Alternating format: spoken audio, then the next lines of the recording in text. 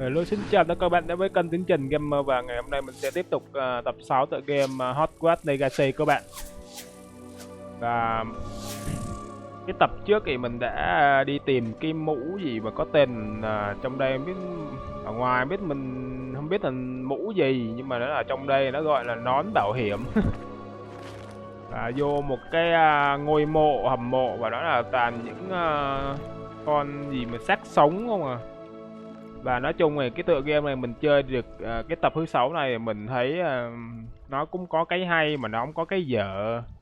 Cái dở là có nghĩa là nó đặt nặng cái vấn đề giải đố quá. Nhiều khi kiểu như làm cho bị nhức đầu. Tôi bảo vậy, mình thấy chơi tựa game này nó cũng có cái khó riêng của nó chứ không có dễ gì đâu các bạn. Phải dùng đầu óc nhiều. Và bây giờ mình sẽ tiếp tục câu chuyện thôi các bạn.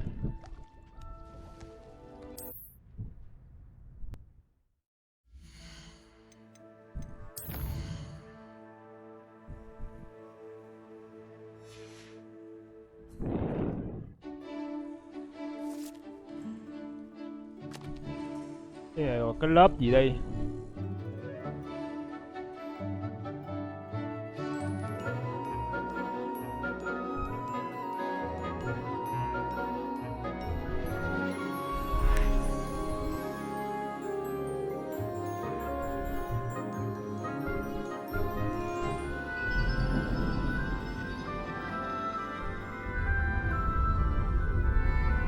Giáo sư biết đang coi cái gì?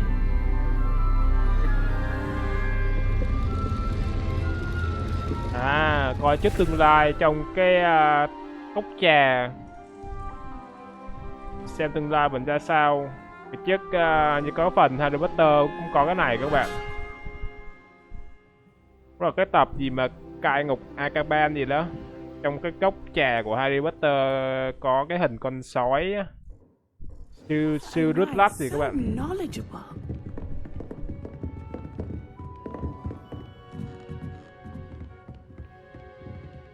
I hope those assignments were challenging enough for you. I've completed all Tôi of đã my hoàn thành tất tasks, cả các nhiệm vụ Professor của Roy. mình. Very well done. Làm rất tốt, mặc dù tôi phải thừa nhận tôi có linh cảm rằng bạn sẽ làm theo. I did have something of a premonition that you would follow through. Now, Bây giờ as vì you have bạn no chắc doubt chắn nâng sharpened cao your nhận thức của mình perception bằng by cách hoàn thành completing nhiệm my vụ của assignment, tôi. I am curious. Based upon the Dựa trên knowledge kiến that thức one's hiện tại của một present người và thậm chí and even cả one's quá khứ past của một may người reveal có thể tiết traces lộ of what dấu is vết to của những come. gì sắp xảy What ra. do you Bạn see thấy in gì your trong own tương lai của future? chính mình?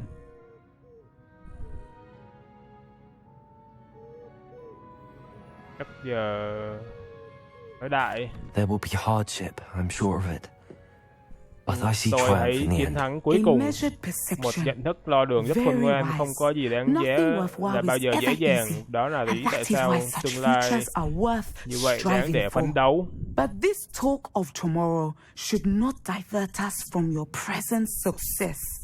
I shall inform our good deputy headmistress of your exemplary performance. And if that Và nếu màn performance trình is diễn đó bất any kỳ omen điểm báo nào of về những what tương your lai của bạn future có thể nắm may hold, giữ, thì tôi then là người I, đầu for tiên one, nhìn thấy see những điều great tuyệt vời. things. Channel your magic Cần ma towards thuật your của bạn đối với targets. mục tiêu của bạn. Đủ có chiêu thức gì nữa đây?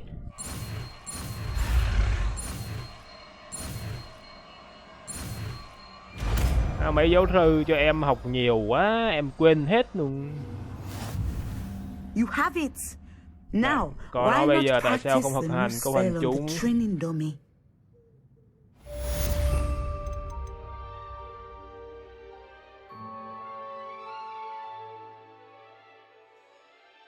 À, cái này là làm cho đối phương bị dập mặt xuống đất. Nói chung mình cứ sắp như vậy đi.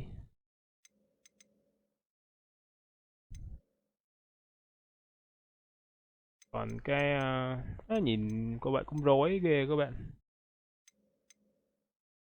Cái sửa có rồi, cái này vô đây.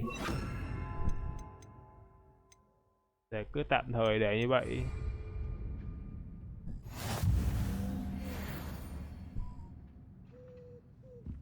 Nó lâu lên level vãi cứt.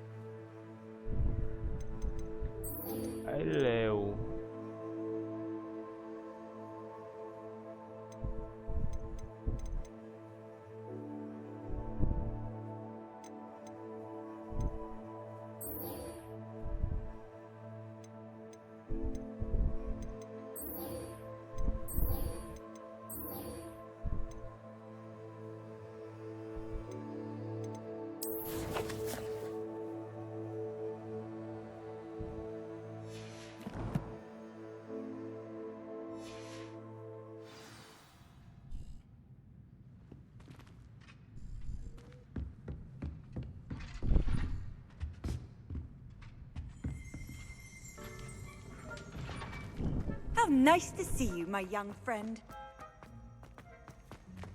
Giờ mình sẽ đi làm cái nhiệm vụ chính các bạn.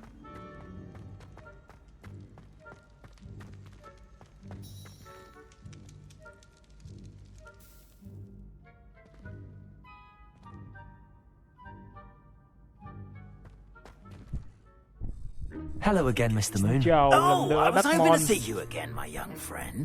Glad we người bạn trẻ của tôi, người chăm sóc Hogwarts sẵn sàng phục vụ bạn. First, please allow me Đầu to tiên xin phép tôi apologize xin if I lỗi seemed a vấn bit vẻ hơi bất thường khi chúng ta gặp nhau lần cuối. Tôi e rằng mình có một cuộc gặp gỡ khá bối rối. Disconcerting encounter. Although I hear Điều tôi your nghe visit to chuyến Hogsmeade thăm was even more Hogsmeade của cậu eventful thậm chí than còn mine. sôi động hơn I chuyến thăm của suppose you tôi. could call it eventful. I certainly wasn't expecting a troll attack. Oh, of course not. Dĩ nhiên là không, và From what I những gì understand, tôi the hiểu, village was lucky you were there. tôi đang thật may mắn khi In bạn ở đó. fact, my Chuyến recent thăm visit to Hogsmeade gần đây Hogsmeade is the reason I was của tôi hoping to là lý bump do into you. tôi gặp được bạn. I could use Chúng your ta ông help. nội nhét hay bà nội Do you see gặp that cái con curious choi to statue over đó there? chạy về trường Watch trước. what happens when that light changes from day to night.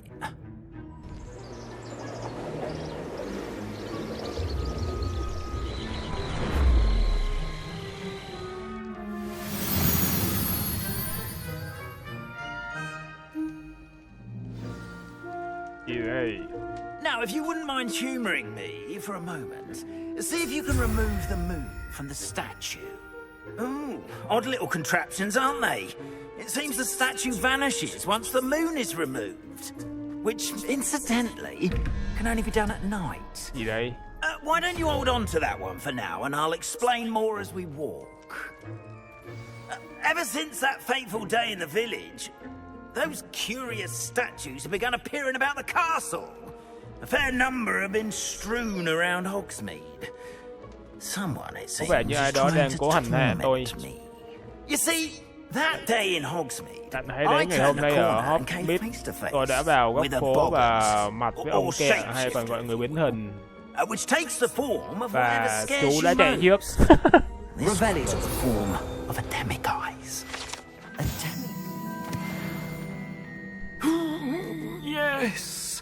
Vâng, vật đáng sợ có nhìn thấy tương lai hoàn toàn đáng sợ. Tôi gặp một người khi tôi còn một chàng trai ở Hàn Quốc kinh nghiệm khủng khiếp. Vậy ông là người Hàn Quốc rồi. The moons, I assume, are an Chỉ mắt uninspired ống play hiếp. on my name. Some jackanapes Lần used a đầu tiên boggart trong to learn my trường greatest Hogwarts có người Hàn fear Quốc. and use it against me. Trong phim thì I không have có. my suspicion as to the scoundrel or scoundrels responsible. It is my hope that they will slip up and reveal themselves as the statues disappear. That is why I Đó là need lý do your help tại in sao tôi removing cần sự giúp đỡ the của bạn statues. trong việc Why me? tại sao lại là tôi. A couple of Và lý do reasons, hàng hạnh thứ nhất, frankly. Nỗ First, lực your chống lại lũ daring choi ở do Hogsmeade của bạn against đã giúp those bạn nổi trolls in tiếng về sự Hogsmeade has dũng gained cảm. you a reputation for fearlessness. Second, Thứ hai, rùng rợn và gớm ghiếc như hầu hết sẽ thấy nỗi sợ hãi của tôi về chúng là cơ sở. Tuy nhiên bạn đã thấy chúng ảnh hưởng đến tôi như thế nào. Tôi hết cách rồi, anh bạn trẻ, tôi chỉ đơn giản là không thể mang mình đến gần họ. Trên thực tế tôi có hai bức tượng ngay tại tháp khoa. Có lẽ bạn có thể bắt đầu đơn giản bằng loại bỏ chúng để tôi có thể tiếp tục công việc buổi tối của mình. I'd be glad to Tôi rất help you, vui Mr. được Moon. giúp ông. Oh, I knew I could count on you. Đầu tiên bạn biết cách sử dụng bùa vỡ mộng đúng không? Bạn sẽ muốn làm điều đó trước khi đi lang thang à? Bùa vỡ mộng là cái tàng hình đó các bạn. But what about curfew? Làm giới nghiêm thì sao? Lệnh giới nghiêm, tôi cảm thấy bạn hơi giống tôi. Tôi là tuổi bạn, ngôi trường là con tàu của tôi. Ông nội là còn trẻ thì ông nội là ông đi lang thang y như mình, trẻ khác. You'll Giờ find bạn one sẽ statue in the thấy một bức prefect's tượng trong phòng bathroom and the tắm other in the của quận hospital trưởng, và bức wing. tượng kia chính Good là luck. cán bệnh viện. Chúc may mắn và cảm ơn.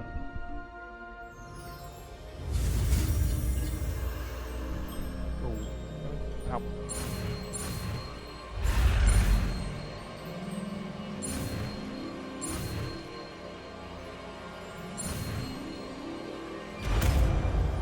học cái chiều ổ khóa đúng dễ luôn.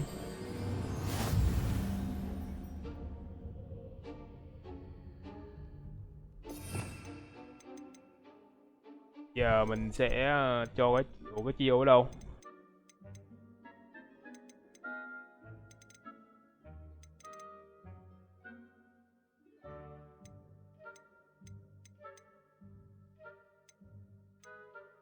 Không có ta.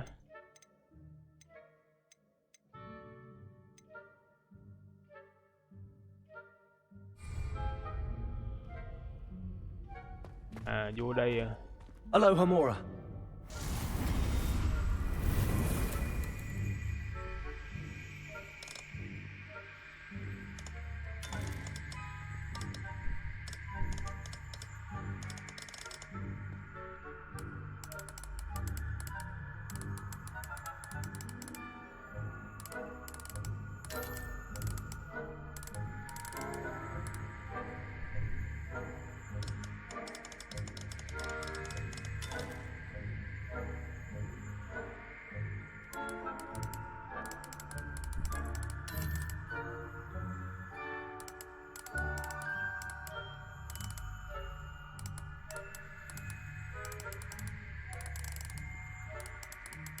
Cái này dùng làm sao đây ta?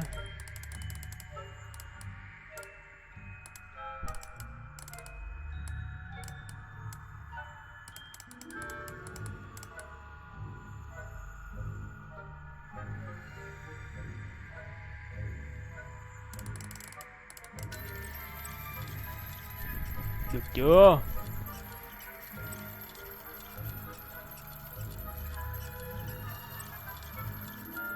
Chắc còn phải xoay cái ở ngoài.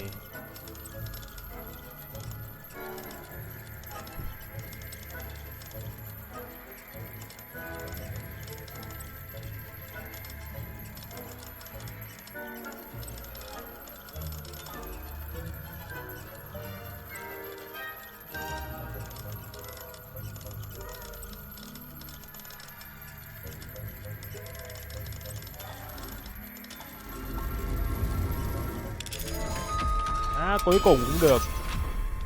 Đúng hắc não luôn. Well done! You're in. Remember, use a disillusionment charm so no one claps eyes on you.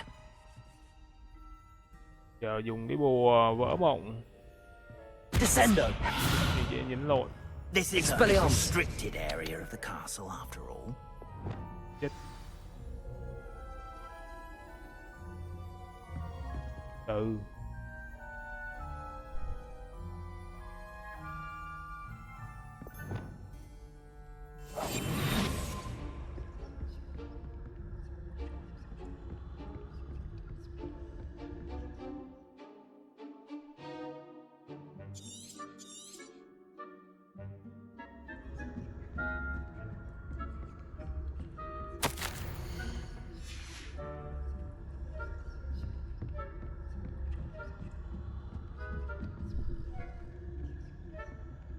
Mấy này nó canh.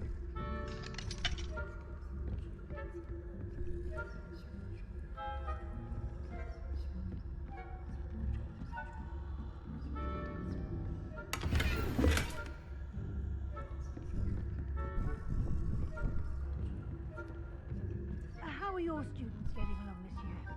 Rather poorly, I'd say. Thôi không đùa nha, Is that so? lên luôn. We're raising a generation of coddle kids.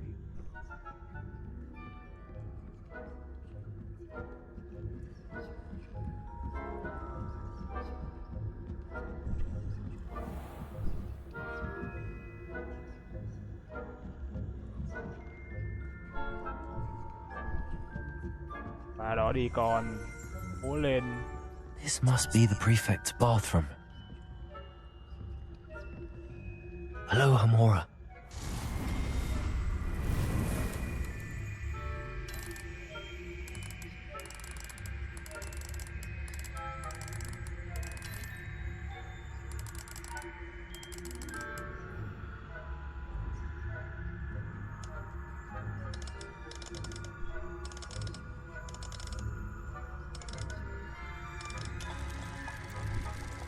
Cái màu xanh nó quay là ok rồi, bây giờ chỉ còn một cái bên trong nữa thôi.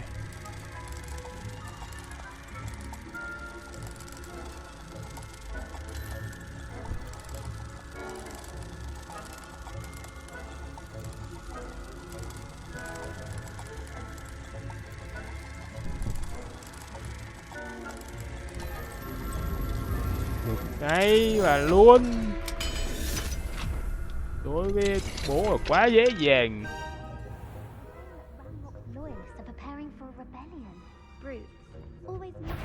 Ê, xin mấy anh mấy chị tha cho em.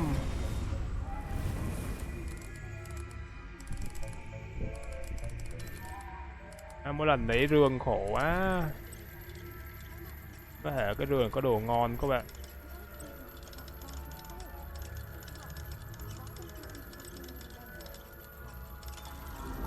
Trời ơi, quá dễ dàng. Ngon.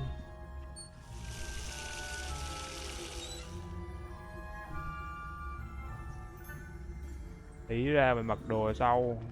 Chứ không có thời gian nhé.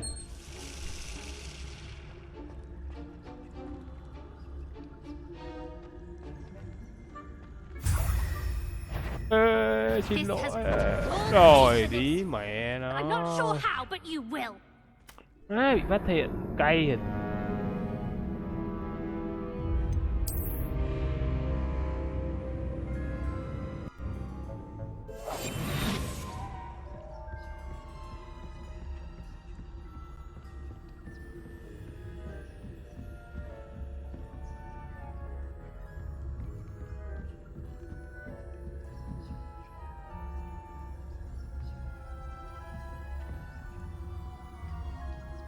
À, nó có mấy cái khóa phòng mình vô đó để xem có đồ không.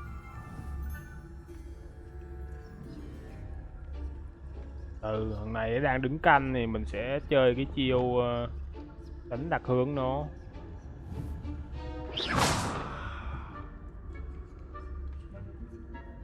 Qua đó đi em trai.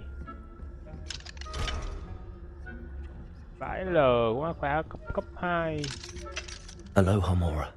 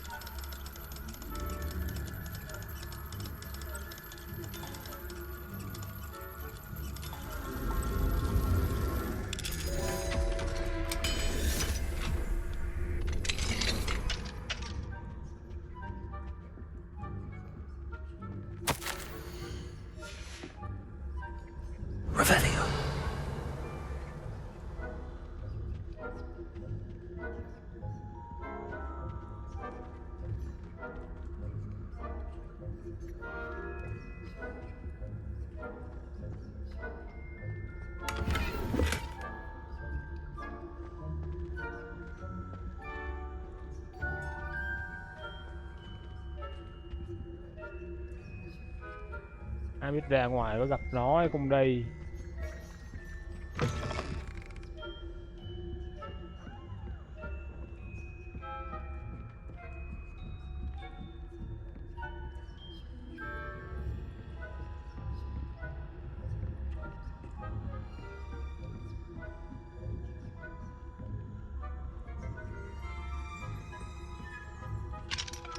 Khóa cấp 3 là không được rồi.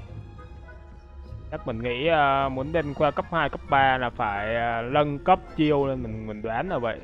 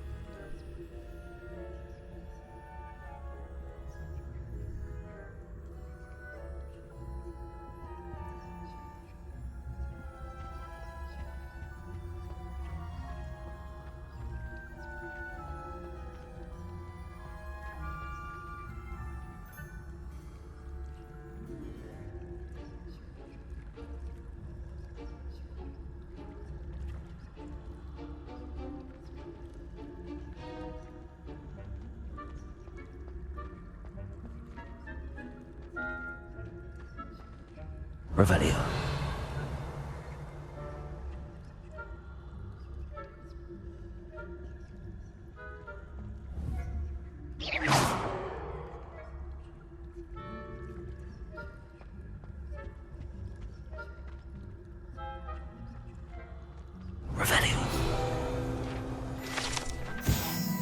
Công cụ sưu tầm mấy cái này được điểm kinh nghiệm các bạn.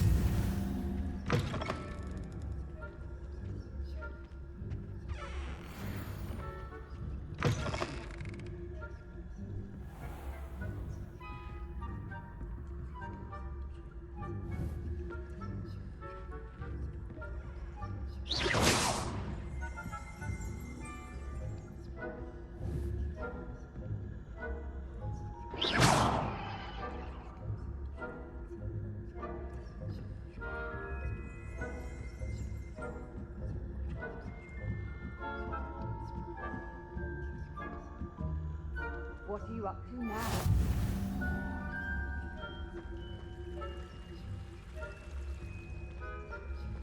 I hope you're not in the hospital wing on account of my venomous tentacle.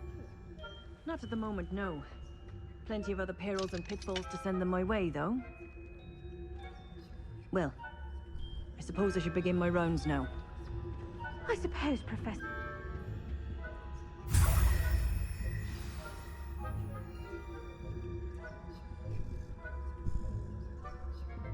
May là mấy cô đi hết rồi.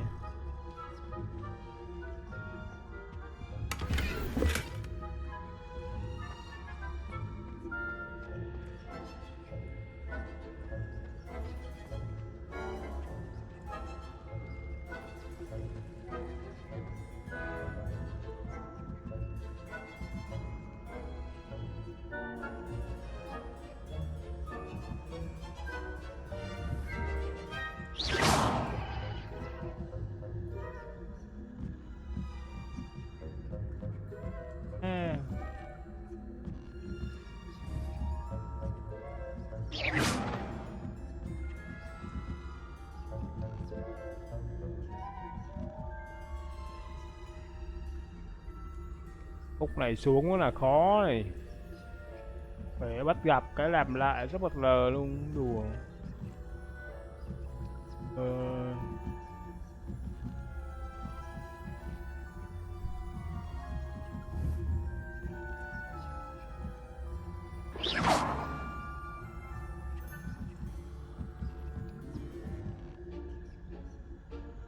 Khó quá.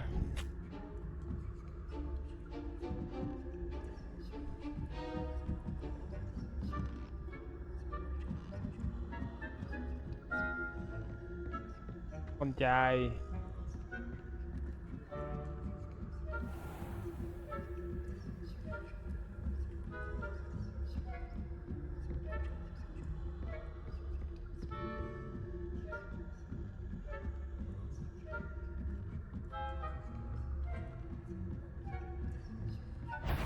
Ê.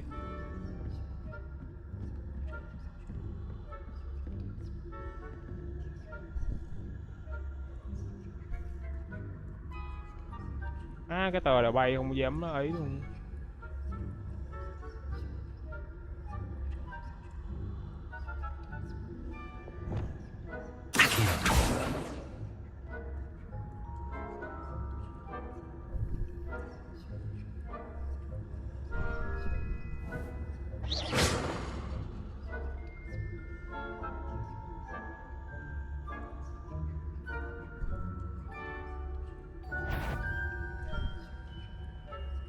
If I catch spying on the professors, are we?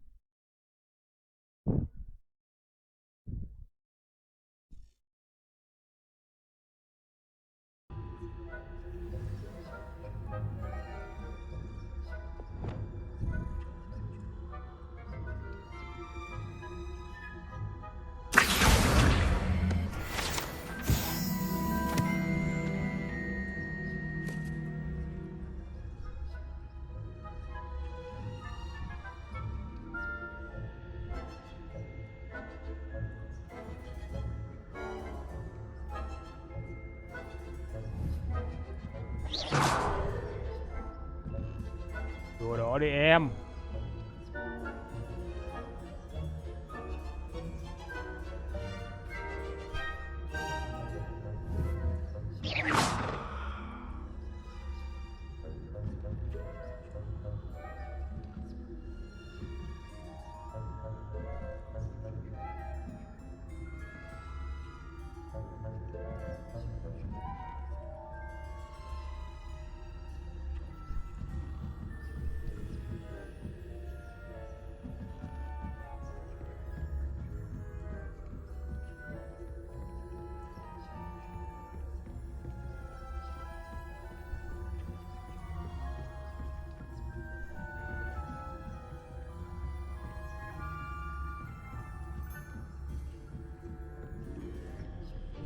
May quá, hát được rồi.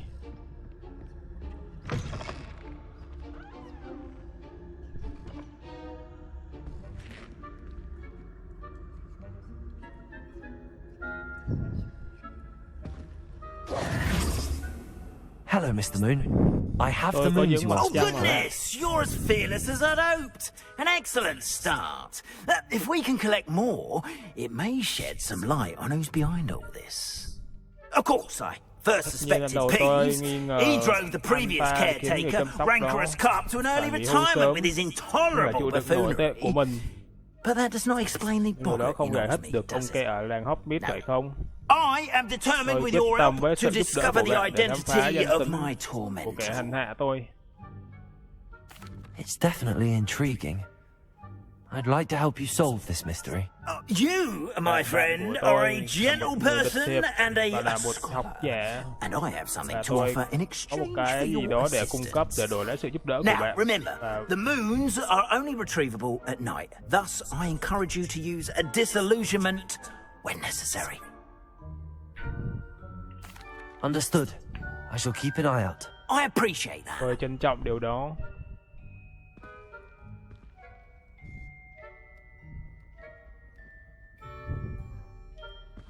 Oh, and I knew you were the one to ask for help. Keep at it so we can solve this mystery.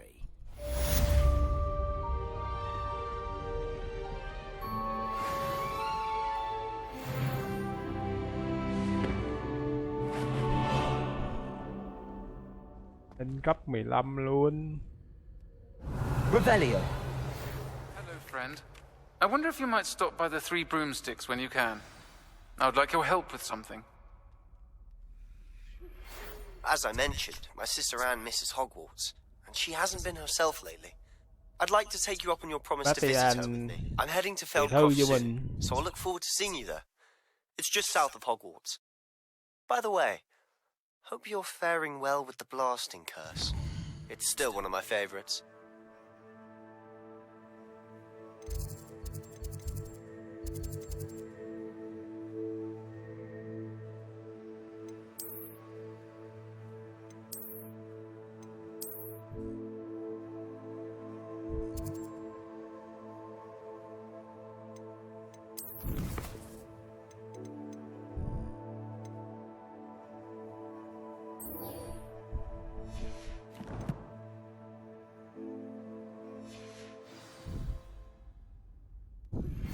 Now that you've attended Beasts class, I've asked Deke to assist you in using the room to further your studies in that regard. Please meet him there when you can.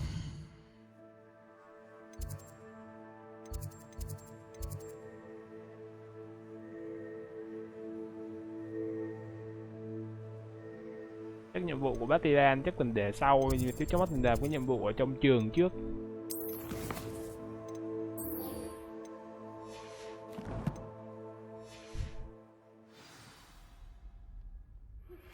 I've not heard from my Uncle Roland in quite some time.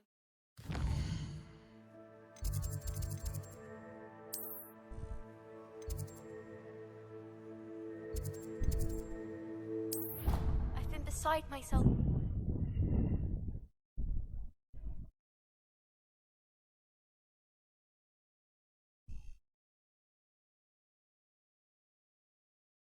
Deke.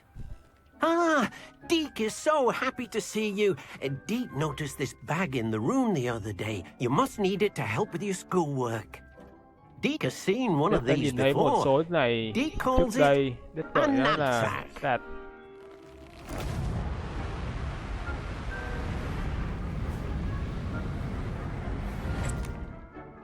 Perfect for gathering and Hảo cho việc thu nhập, transporting beasts. vận chuyển quái thú.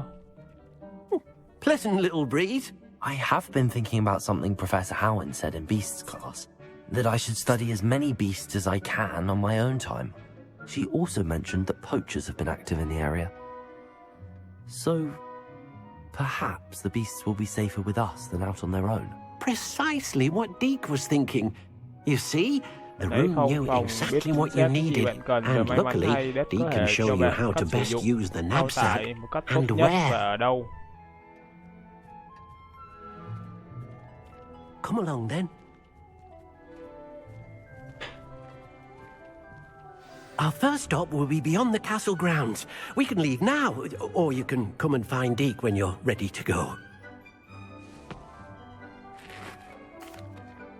I'm ready to learn how to use the knapsack. Perfect! Deke loves an outing.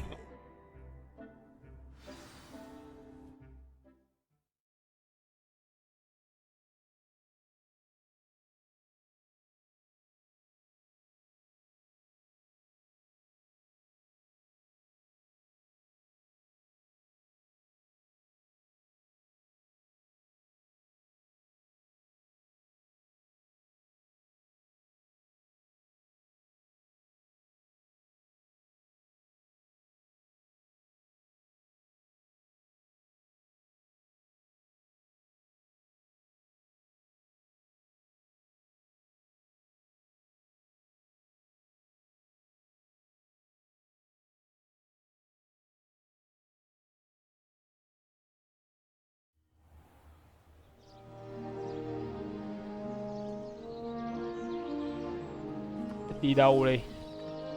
A nasty poacher. Một Deke kẻ săn hated trộm working khó for chịu, him. ghét làm He việc did cho horrible ta. things to Ta đã beautiful làm những điều beasts. khủng khiếp đối với con thú xinh đẹp. It was during those days that Deke Cảm first giác saw như a knapsack. đi It'll be chung nice với to see one gia used tinh for thì mình good. tưởng tượng giống như là con Duppy trong Harry Potter các bạn. We have arrived. Deke enjoys coming here to watch the beasts, especially the potful of puffskeins nearby. It will be nice to keep them safe. All you will need to do Cả những is gì get bạn cần close, làm là đến direct gần the open knapsack toward the chiếc túi đang puffskein, mở về and phía in it'll và go. nó sẽ All đi right. vào. Được rồi.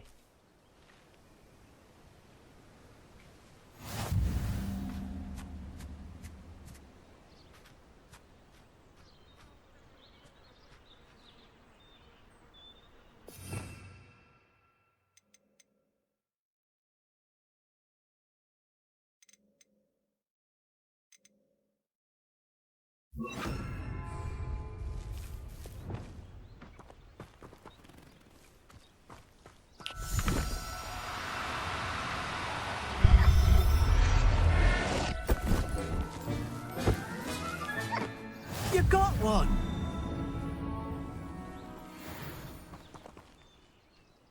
I managed to rescue a puffskein. You can rescue as many as the knapsack will hold. Poachers capture puffskeins and, well, Deke isn't sure what they do with them. Deke is certain they will be safer with you. Now, not all beasts will be as simple to rescue as a puffskein. Deke suggests you next find a beast that can fly. A jobberknoll, perhaps. All right. Rồi Where ta would I sẽ tìm find one? Deke knows of some to the west, nesting in a large tree overlooking Hogwarts. But we must be careful. Deke has seen poachers in the area recently. Deke will meet you there whenever you're ready.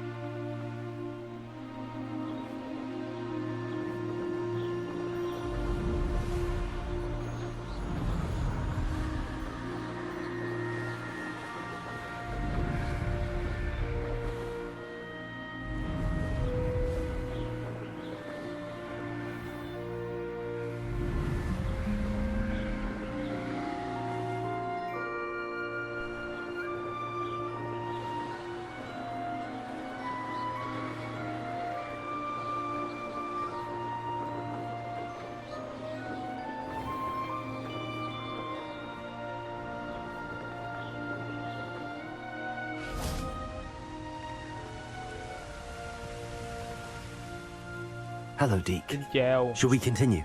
Oh, good. Deke was worried about you, Đã lo what with lắng all cho the bạn poachers những in the gì area. cả những Perhaps kẻ we should work săn, có lẽ quickly. chúng ta lên làm The việc nhanh chóng. juggernaut are just Chỉ ở here đây in trong this cái cây large lớn này. tree. If it's helpful, Deke has seen Levioso used to slow flying beasts. Easier to get in close and use the knapsack. Then I shall go and rescue a jobberknoll. Good luck. Deke will be waiting.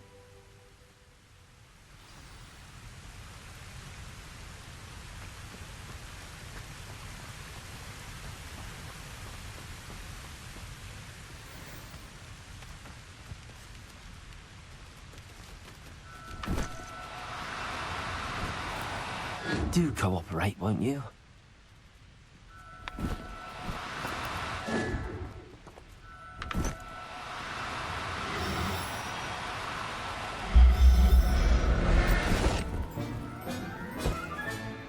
Professor Howard will never believe this.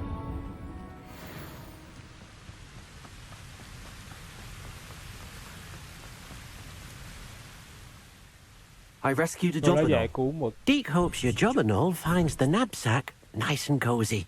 Poachers want them for kẻ their săn trộm feathers muốn and are chúng để not lấy lông kind và when they không gather them. tử tế khi Are there chúng any other thu nhập. beasts nearby? Just one that Deke knows of, a herd of moon calves. They live in a clearing of trees up this footpath. Deke will see you there.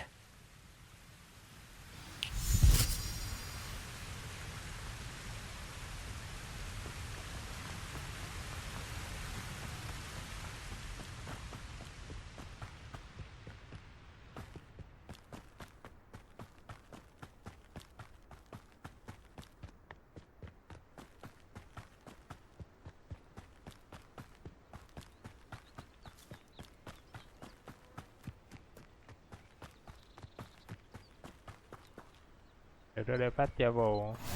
How nice to see you, my young friend. Hello, Deke. Xin chào Is Dad, this the đây có clearing phải you là thanh mentioned? toán It bù is. trừ Moon cá calves mập. gather near the large tree Cá with mặt the trăng spiral pattern in tập front, trung quanh cái cây but lớn có only hình xoắn under the ốc light of ở the phía moon. trước nhưng chỉ với So, ánh sáng. Vì vậy hạt không may unfortunately, chỉ khi unless you bạn have có a thể way rút to ngắn thời gian, hasten đôi khi bạn có time, thể đợi. you might Đôi khi bạn sometimes have đêm to buông wait until xuống để xem nightfall chúng. to see them. I shall go and find a moon calf then. Deke will be waiting for your return.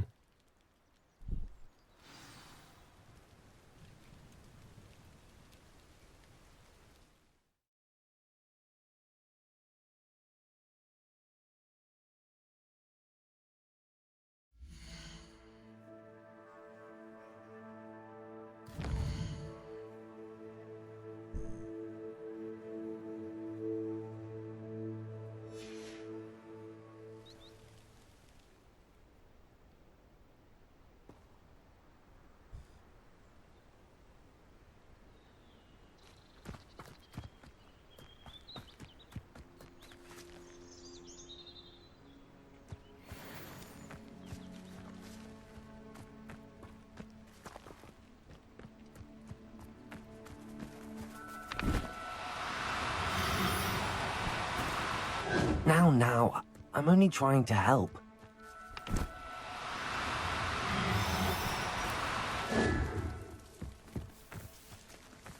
Mấy con này khó giải cứu quá.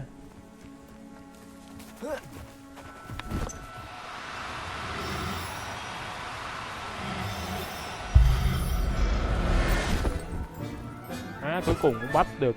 I'll look after you. Khó chết mẹ.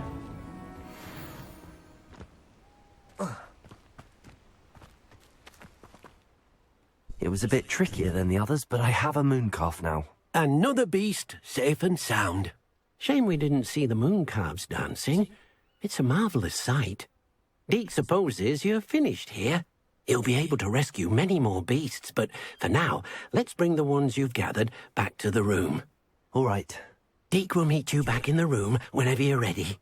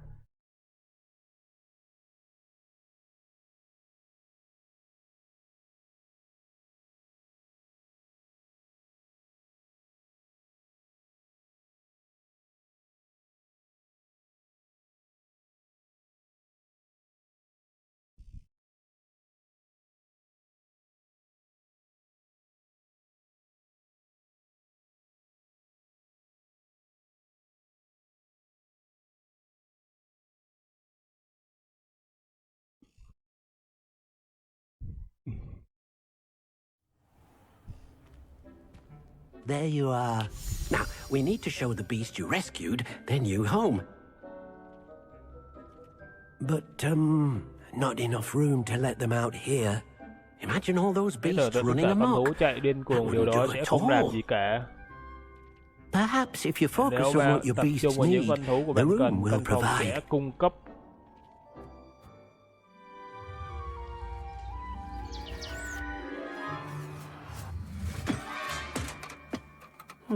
What exactly did you think đã nghĩ of? ra điều gì?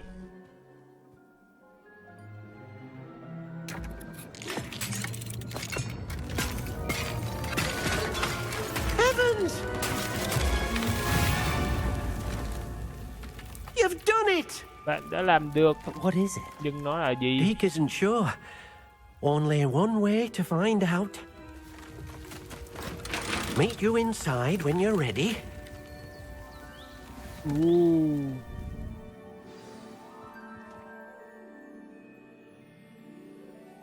I'd like to ask you about changing the room's ambience. Of course. What sort of overall look most appeals to you? Đúng rồi, hay giờ phép thuật đúng đẹp. Actually, perhaps another time. I'd like to ask you about changing the room's... Of course.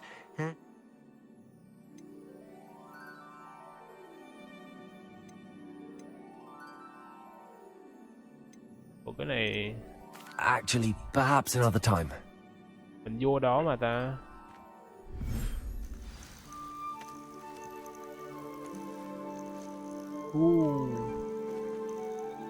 Căn phòng có thể ra đây được. Look at this. It's amazing. Where are we, Deek? Chúng ta đang ở đâu? It seems to be a place for your beasts to live, a vivarium of some sort. Số loại. Oh, your beasts will be quite comfortable here. They'll live healthy, safe lives. Perhaps you want to release them. Let them see their new home. Cái cửa cái ra được ngoài đây luôn.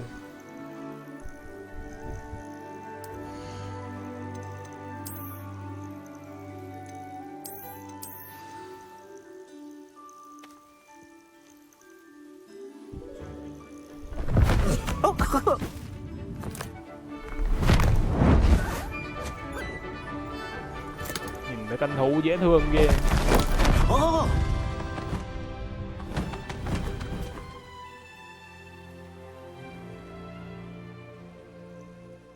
Deek thinks the vivarium will be a fitting new home for your beasts. Indeed. I only hope we'll have enough space for all of them. Deek hopes so too. But if you do run out of room, Madam Peck at Brood and Peck in Hogsmeade will help to find safe homes for them. Any beasts that the room can't hold? Yes, she's well known for helping to care for beasts in need, and she'll give you a fair price for them.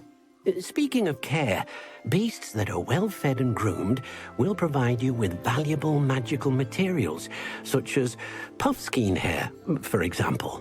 If you gather some magical materials from your beasts, Deek can show you how to use them. Very well. Rất tốt, tôi sẽ cho bạn biết khi tôi có một số.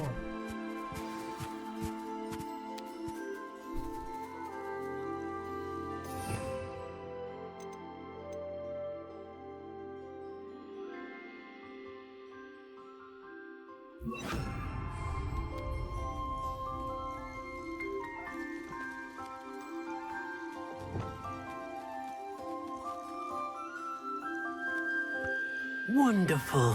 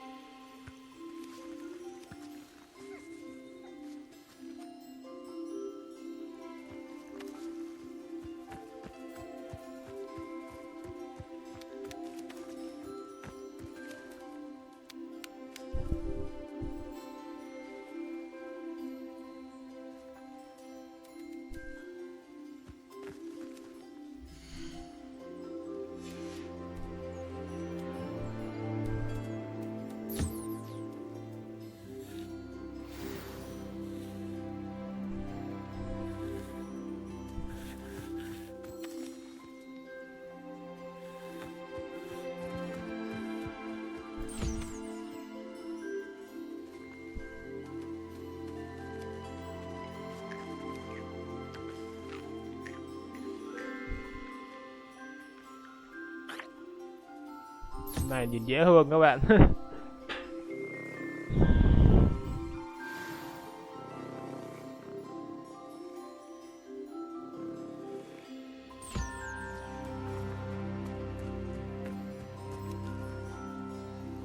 I've collected some magical materials, Deke. Now, Deke can show you how to use them. First, you'll need to use this spellcraft to conjure an enchanted loom. An enchanted loom? Exactly. It will allow you to use your magical materials to weave magic into the very threads of your clothing, making your clothing more useful in a variety of ways. Why don't you try it? Deke thinks you'll be impressed with what the loom can do. I'll go and experiment with the loom now.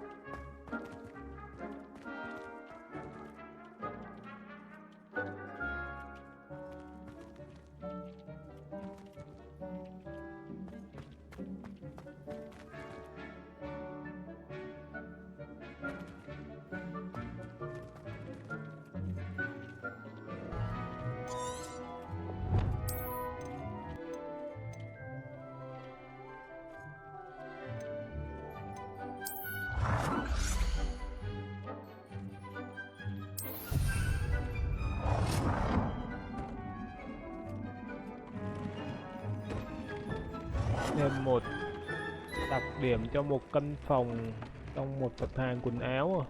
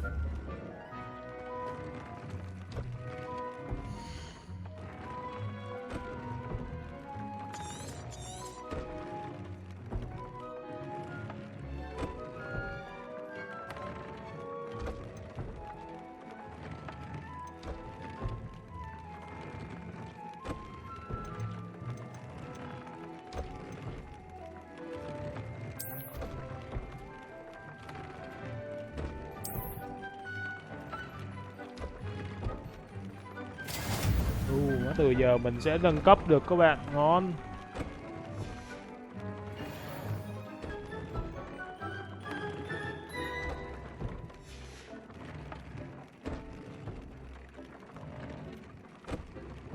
Thêm một đặc điểm cho mặt.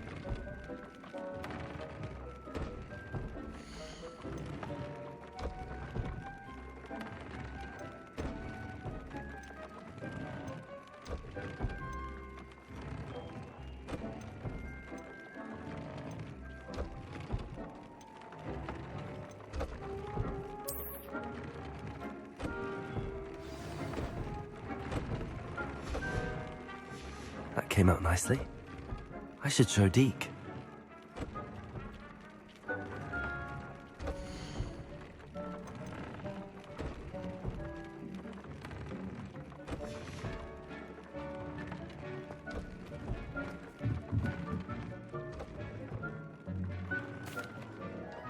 I used the enchanted loom, Deke. Wonderful. Will I be able to weave even more powerful magic into my clothing with the loom? You will, by rescuing even more powerful beasts. For now, however, Deke suggests you explore the vivarium and get to know the beasts you've already rescued. Thank you for your help, Deke.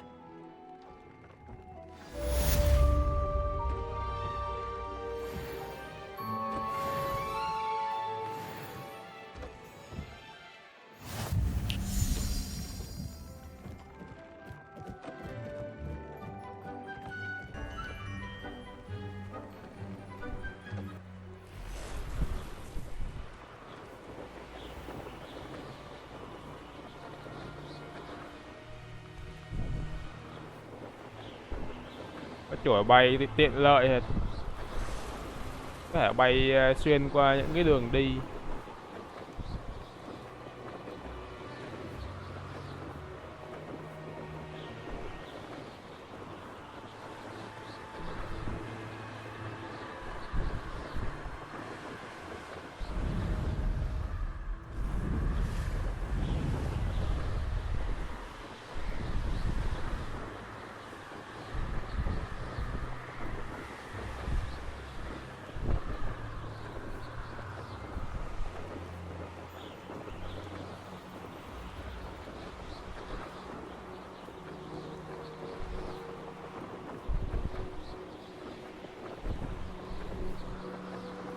Who lived here, I wonder?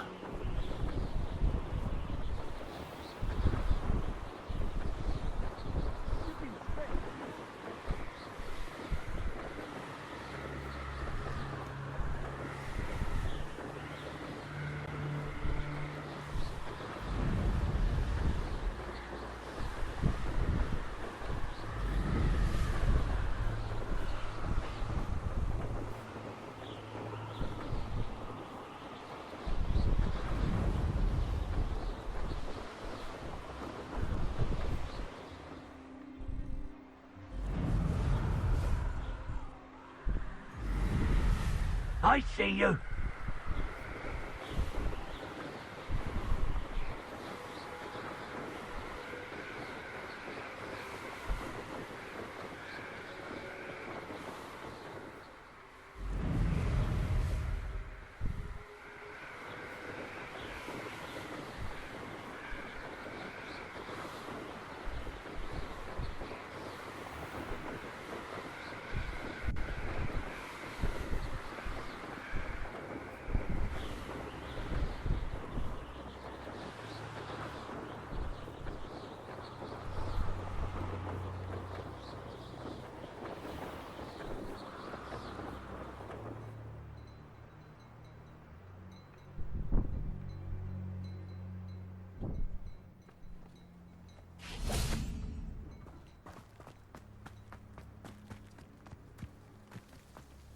You can't imagine how inconvenient travel was before I invented flu powder.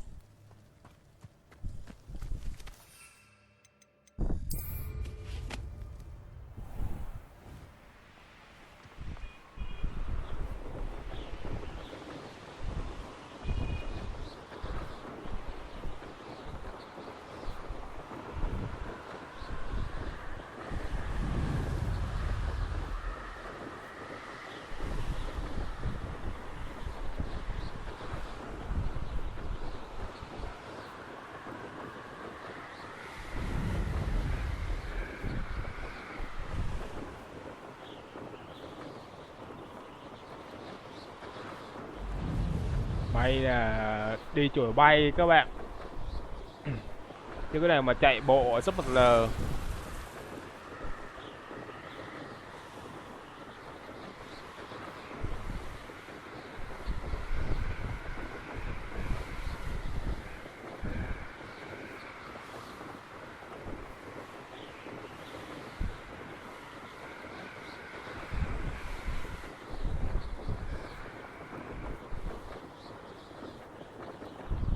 Ở đây có nhiều rương các bạn.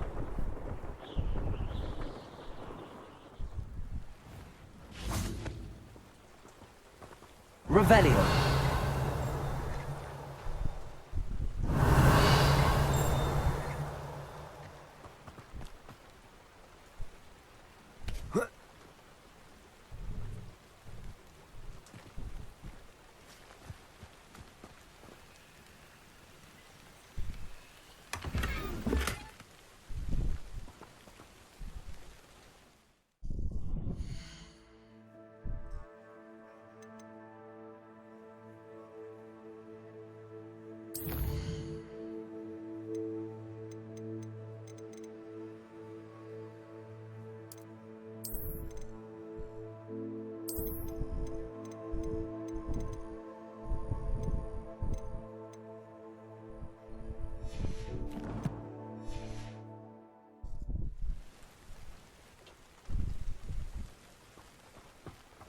Revelio.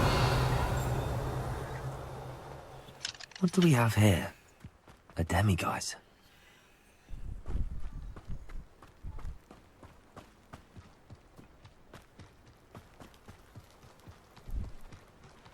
It's like a place right out of a storybook.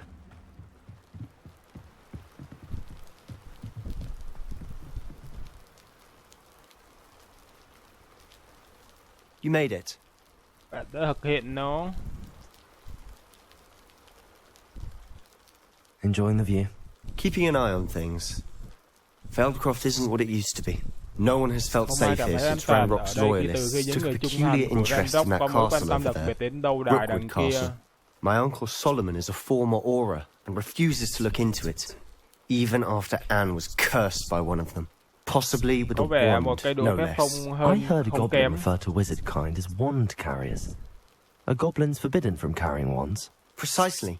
Đó là That's lý do tại why I'm sao on the tôi hunt for tìm answers. kiếm câu trả lời. If I'm Nếu to tôi cure chữa her, cho cô I ấy, need to tôi understand cần what happened to hiểu her. chuyện gì đã xảy ra Anne với was cô ấy. always the most mischievous of the three of us, which is saying something, knowing me and ominous. I'm hoping a surprise visit from me and a new friend from Hogwarts will help lift her spirits. Bring back the Anne I used to know. Come on. Cố lên, I'll take you tôi to sẽ my đưa bạn uncle's. đến chú tôi.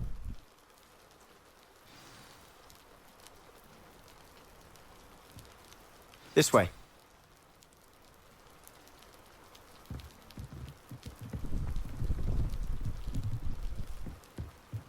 Feldcroft used to be a lot livelier. With Ranrock's lot wandering about all the time, everyone stays out of sight.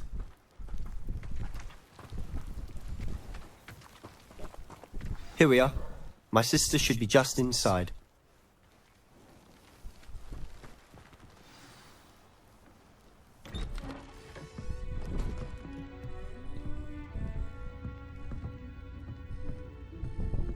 Aha! Sebastian, where Đã ở did you? đâu? Is that what I think it Có is? phải We've gì been over tôi? this, boy. Shrivel figs cannot reverse Đã a một lời curse. nguyền không có cái gì là có thể. Nothing can. The sooner you accept Càng that không chấp reality, nhận the được cái better. xe đó càng tốt. But we haven't tried Chúng tôi đã There is no bào chữa. cure. Khi bạn chấp nhận điều When đó, will you accept that? Never. không bao giờ tôi không bao giờ có thể chấp nhận nó. Now look what you've done. I'm sorry. Leave.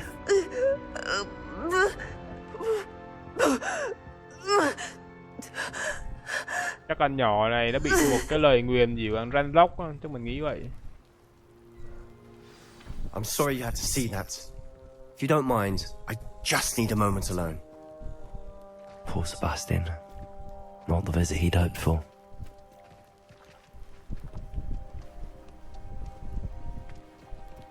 That boy will fray my last nerve.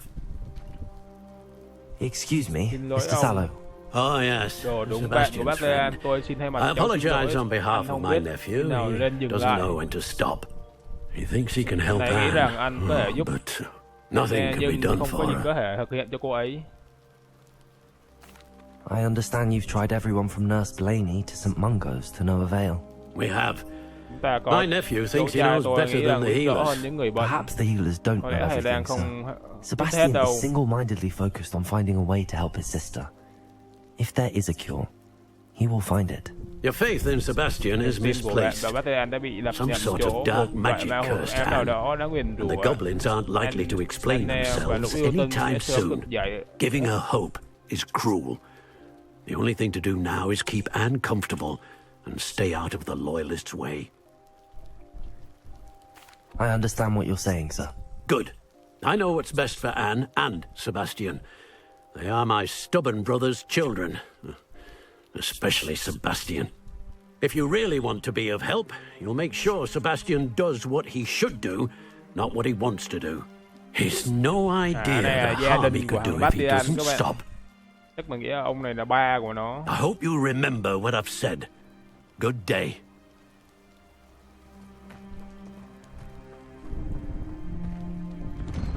Có thể ở nhỏ là có phải là em gái không? Tại vì cái Việt hóa nó chỉ là nó gọi là bạn và tôi là mình cũng chưa hiểu lắm. Are you all right? Em ổn chứ anh? I didn't mean to intrude. You didn't, truly. Và tôi không sao nỗi đau từ lời nguyền này, từ cơn và thường đột ngột, nó không phải lỗi của bất kỳ ai. It's not anyone's fault. It's nice to meet you, by the way. Được gặp bạn. You must be the new fifth year Sebastian told me about. Đã nói với tôi. Sebastian and I met during a rather lively duel in defense against the dark arts. Oh, dear Professor Hecat. She's a powerful witch. And she knows how to keep students like my brother and me in line. Mà nhỏ này như em gái của thằng đó các But I bạn. wouldn't mind being in Feldcroft really if it wasn't so dreary now. Between the goblins at the castle and my uncle fighting with Sebastian whenever he's home. Bất cứ nào khi anh ấy về nhà, đó không phải là nơi. Sebastian mentioned something about your uncle being an ex-Aura but refusing to go after Ranrock's loyalists. I must say, I wasn't prepared for him to be as angry as he was. Uncle Solomon is frustrated. Bởi những gì xảy ra với tôi và bởi Sebastian là vì anh ấy nghĩ and có by thể Sebastian for thinking he chữa can nó. fix it.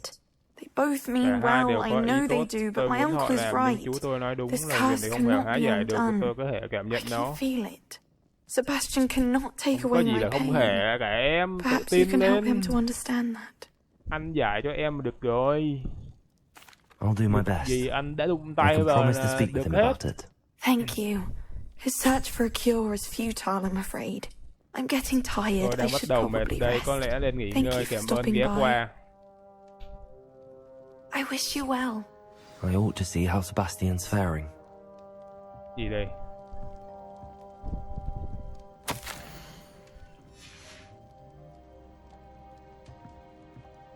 Mình xin trái táo nhé.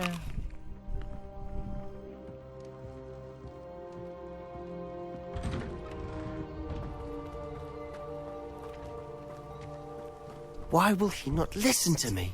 She's my sister. How are you doing, Sebastian? Sao You rồi? got a Có thể là first-hand bạn có glance nói of gì what I'm đầu tiên dealing về with. những tôi đang giải I quyết xin lỗi apologize cho for my chúng tôi. uncle. À, ông lúc nãy là chú thằng này. I'll admit, Thì I ra wasn't là em expecting nhỏ him đó to là be em so họ angry. của nó. He's always angry. He's been angry since my parents died. After Anne was hurt, Sau khi he em only grew bị worse. It's as though he blames me somehow, always calling me my father's son, as if that's an insult. Con của bố. I'm the one trying Tôi to là người help đã cố her. gắng giúp cô ấy. He's simply Anh given ấy up. chỉ đơn Both giản là từ Anne bỏ. and your uncle seem genuinely convinced that nothing more can be done for her. I refuse to believe that. Anne's pain is more than physical. It has changed her entirely. I miss my sister. And I'm going to get her back. Come with me. I need to show you where it happened. Ranrock's loyalists are capable of so much more than people realize. They should not be underestimated. All the debris you'll see is from whatever's going on at that abandoned estate. They've been digging for something.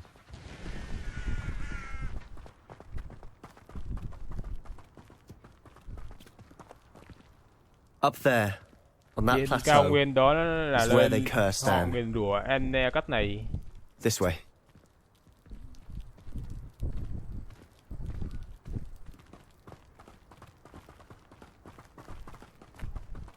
How much longer are we expected to dig through this rubble? Vị chiến Ramrock đấu. knows what he... Most goblins in my family worked in the mines at one time or other. Accio.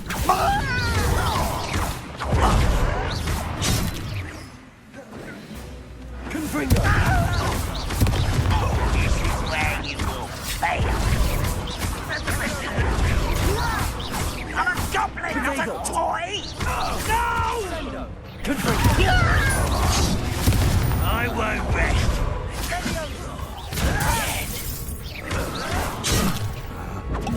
How childish! Chiêu. Mày chết. Sao à? I will make you pay.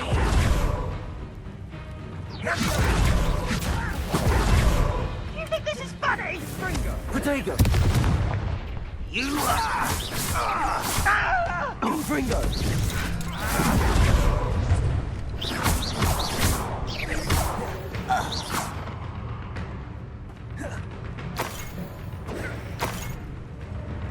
Confringo. Huh? Accio.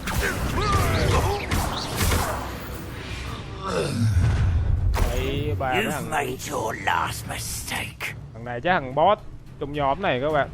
Ah, you seem tired. Such cowards. Pitiful.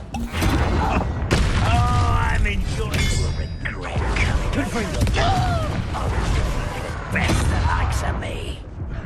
Is that it? I'll bury you in the deepest vaults.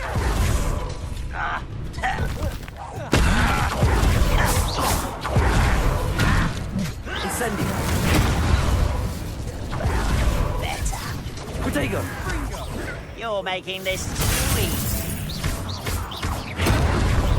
Impressed?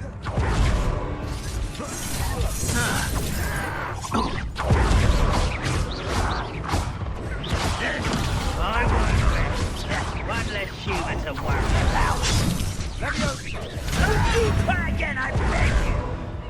Confringo. You almost had a lucky shot! Accio.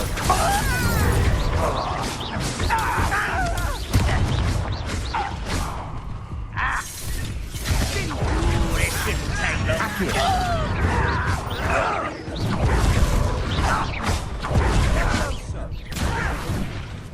You don't know who you're playing with! Accio. Nailed it! Confringo. Chiêu ngay. You can't stop us. Accio. Easily died. You won't stop me.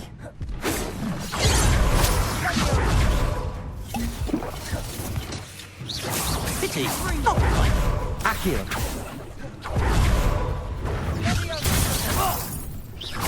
Confringo. Prepare to swing. I confess, that was a bit more than I'd bargained for. I tried to Lão warn ấy you. bố của mấy con.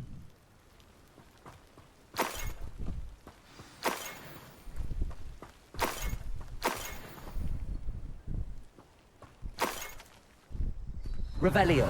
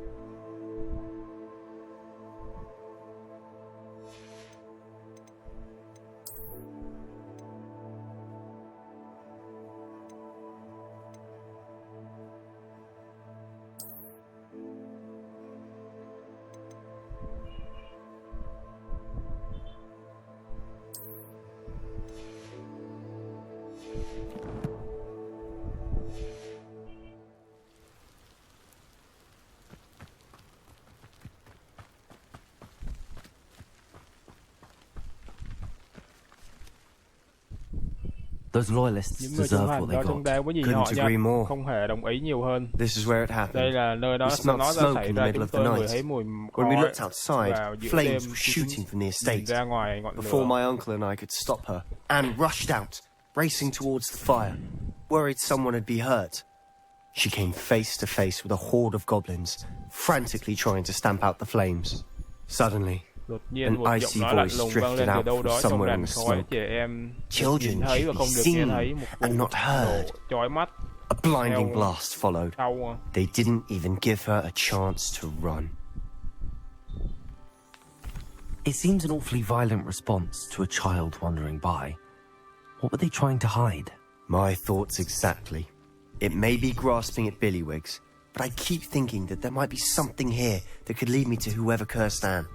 Might be the only way to learn what type of magic harmed her, which could help me find a cure. Perhaps you're right. Có lẽ bạn đúng. The loyalists Những are người theo everywhere, chủ but they nghĩa do trung seem thành to ở be khắp nơi spending a mọi lot nơi. of time here, Nhưng họ and it's likely dành they're nhiều thời hiding gian ở đây, something. có vẻ như họ And đang che giấu. at Rookwood Castle. Shall we have a look around? They seem to have set up camp here for a specific reason. They have stations for everything. Revelio.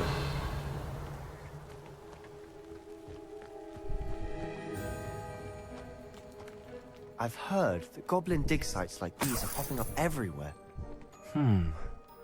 It's a wonder the ministry isn't doing more.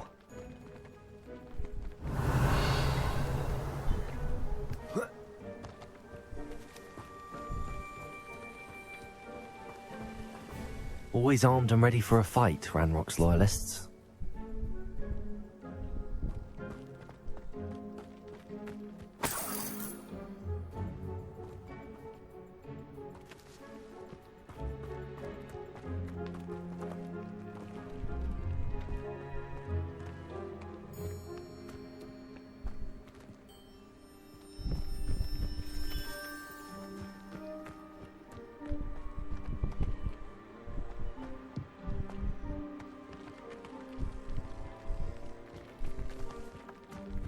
Revelio.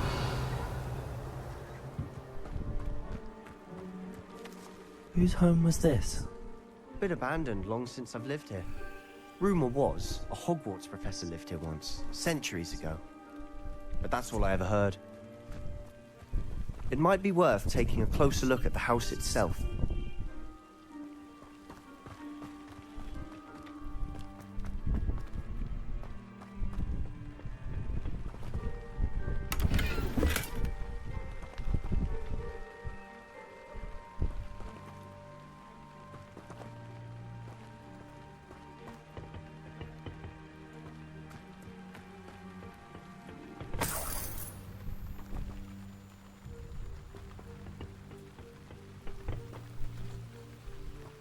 Revelio.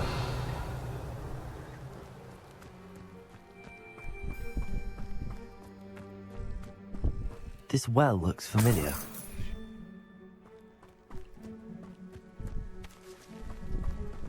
Sebastian, Tôi thấy I've điều seen này this trước đây, ngôi before. nhà này, cái This giếng house, the well, the quang view. cảnh. What do you mean? When? Give me a moment. Cho I'll tôi explain một in a chút thời second. gian, tôi sẽ giải thích.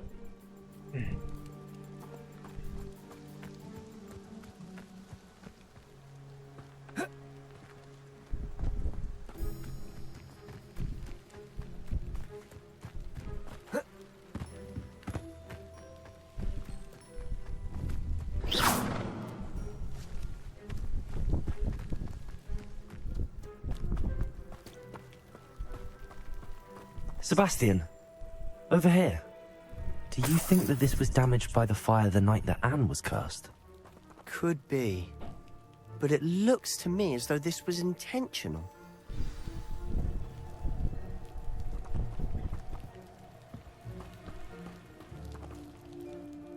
Sebastian, Ngôi nhà this này house thuộc về did một belong giáo to a sư Hogwarts Hogwarts professor hàng trăm năm hundreds trước. of years ago. Who? What do you... I found a pensive Tập that tổ day in tiên the này. restricted section with a memory that showed this house. There was a little girl and a drought. The keepers have shown me other Người memories bảo as vệ well. cũng cho The girl tôi thấy became a những Hogwarts ký ức professor. khác. Cô gái trở thành giáo sư Hogwarts. Tên ấy, cô ấy là một trong những người bảo vệ. She was one of the keepers. The keepers? Like in Quidditch? And you found a pensive in the library?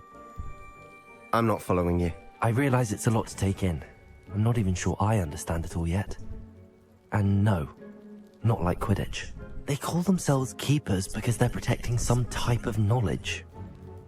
It has to do with the vault at Gringotts. Let me see if I've got this straight. You have Ranrock and Rookwood after you because of something you found at Gringotts where you ended up via a port key. You can see traces of an ancient magic that you think Ranrock is trying to harness. And now you've been witnessing memories left by keepers. Oh, and this house belonged to a Hogwarts professor who was one of these non-Quidditch keepers hundreds of years ago. If I didn't know you, I'd think you were pulling my leg. It is all a bit much, isn't it, when you put it like that? The point is, we both have good reason to search this house. You for answers about what happened to Anne, and me for answers about the keepers. Look at this. Someone piled this here for a reason. Is it blocking something? Only one way to find out.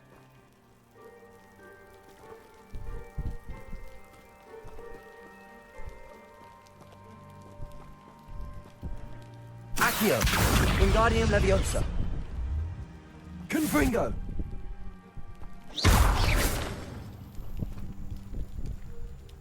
Huh, a stairwell. Why bother blocking a stairwell? There might be something here worth a closer look. They've left all of this simply strewn about. Tells me they're after something bigger. Revelio. A journal entry of Isadora's. I should hold on to this. Seems these journal entries are from Isadora's travels.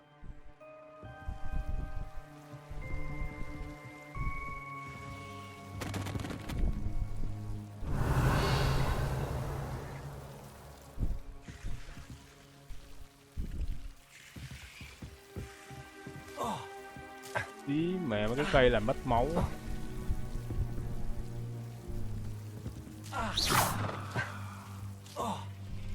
Incendio. Ui. Cút.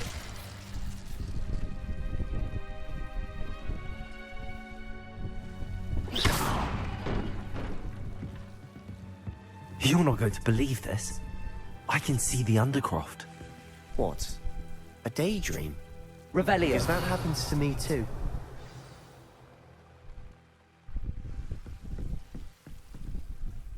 I know it sounds strange, but honestly, nothing you say sounds strange to me anymore.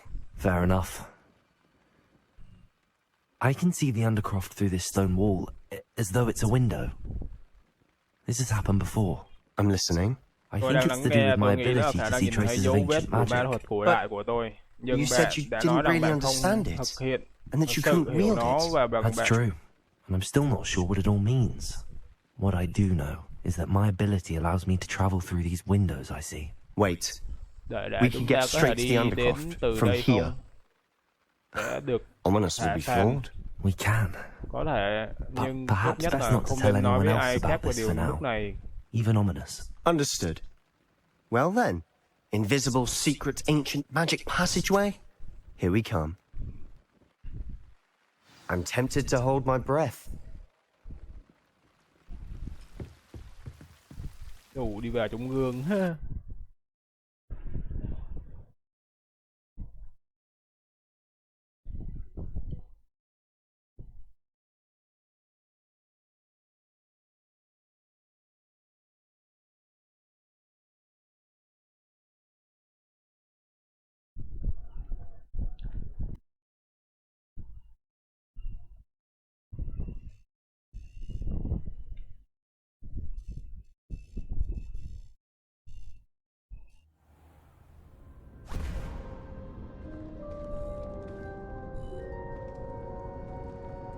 Why would the door lead us here?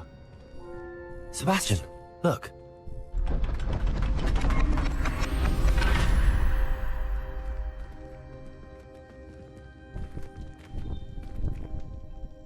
biết cái hầm này có phải có trường Hogwarts không ta?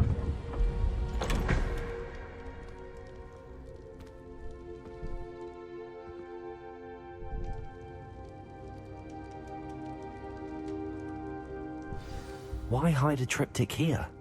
Seems as if something's missing. A note. Let's have a look.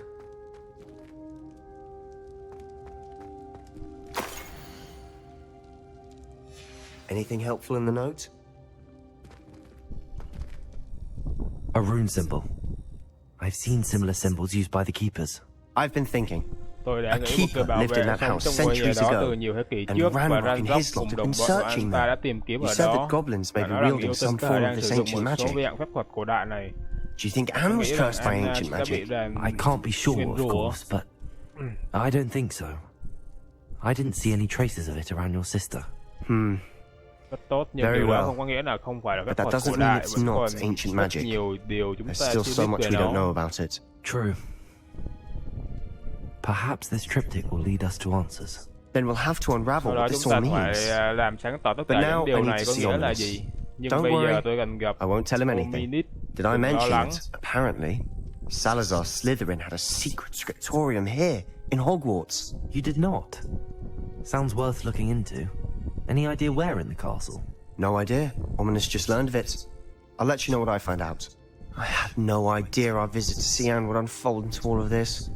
My head's an utter mess. But I'm glad you told me everything you did. I'll be in touch. Till then. Theo mình nghĩ cái tựa game này nó cắt bớt những cái nói chuyện thì nó đỡ chán các bạn. Nhiều khi nói chuyện dài quá người ta kêu chán, đúng rồi. Cái vụ mới là cái gì Meet me đây? near the ruins of Falbaton Castle. After dark. Do not tell anyone.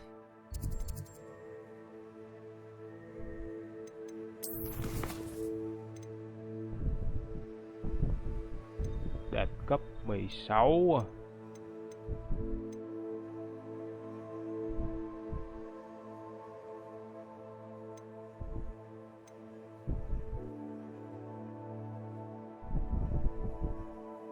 Làm nhiệm vụ giáo sư rồi coi. Chắc lại phải đi qua làng Hogsmeade nữa đây. Rành quá mà.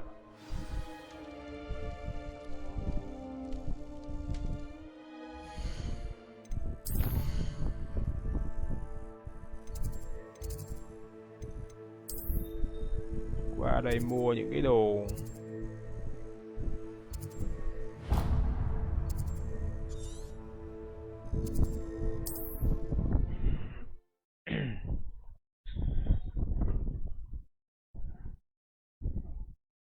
mình còn xíu rồi mình lên cấp 16 rồi.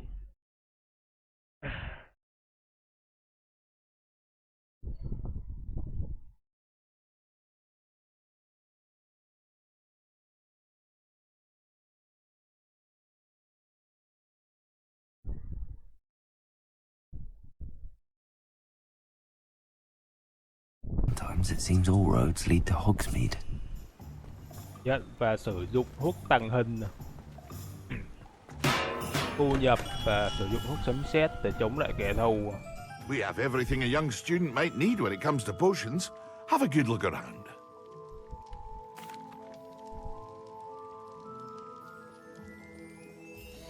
What can I do for you today?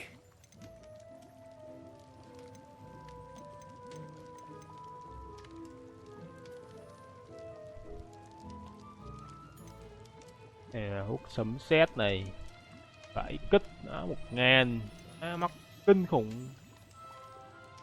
Mà nói chung là nó cho mình hai lựa chọn, một là mình về mình chế tạo sẽ mất thời gian hơn. Còn hai á, mình mua thì nó nhanh hơn.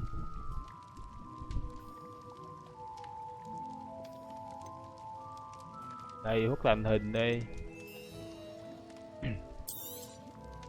Mấy giáo sư ác quá à. Bắt em tốn tiền.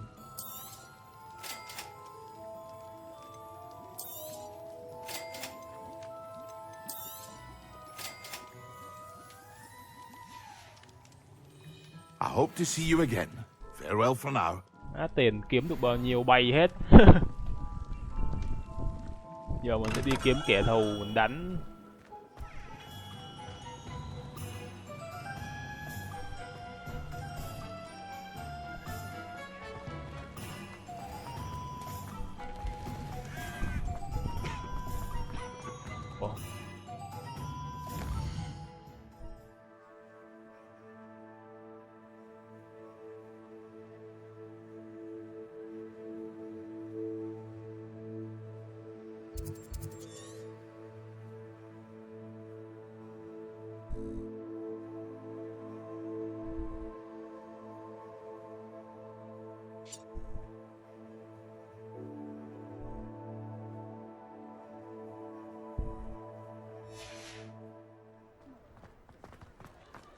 Can't imagine how muggles can find it.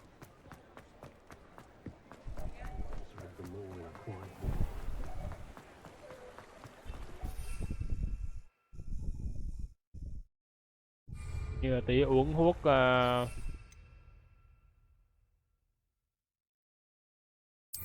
tí uống thuốc tàn hình trước, sau uống thuốc sấm sét sau.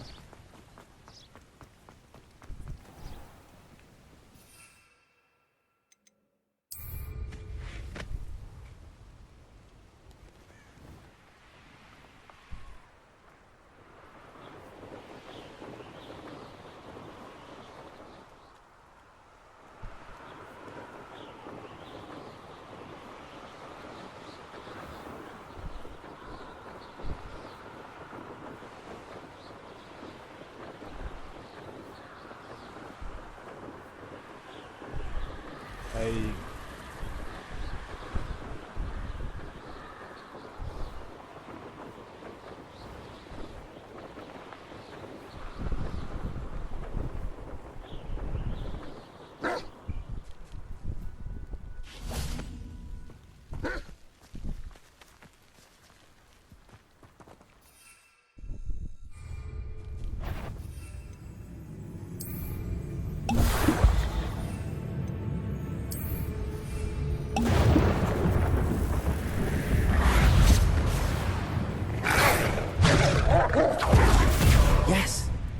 Được rồi. Mình uống sấm sét xung quanh mình có sấm sét. Tao không đánh con này bị sấm sét đánh chết rồi con. Dưới đây em trai. Mày này bố láo à. Sấm sét đánh chết. Cái hút này kinh đấy. Nhưng mà mua hơi bị chua chét. Xong rồi về lại giáo sư thôi.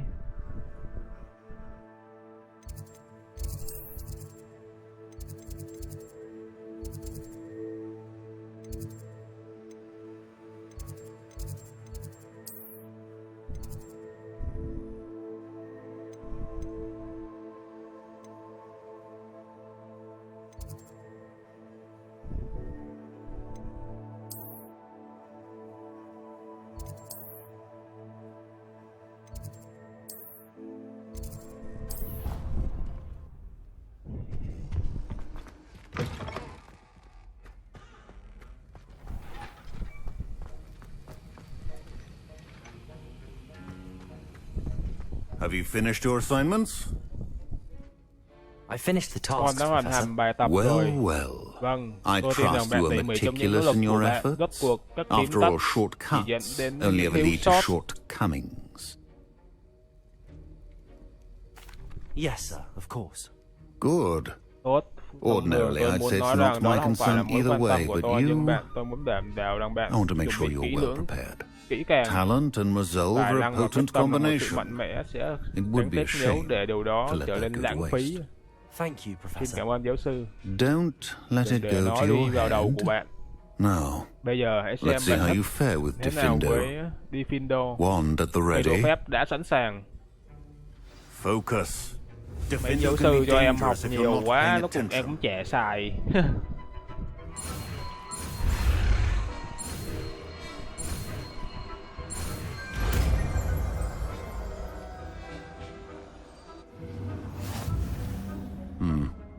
Very good. It seems you have a grasp on Defender.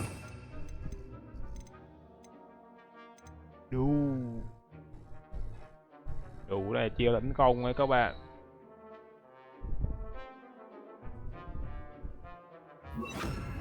Thử xài cái chiêu này xem sao.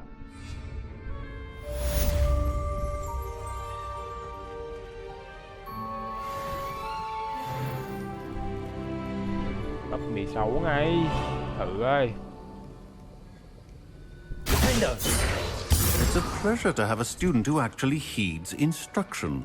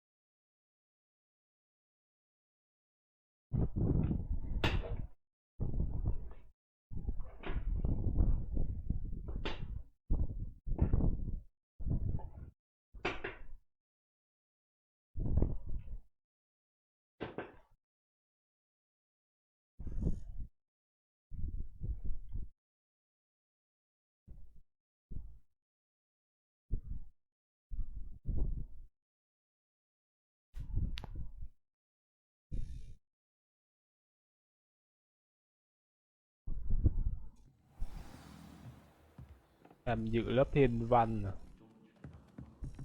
I don't think it's anything special if your family works at the ministry.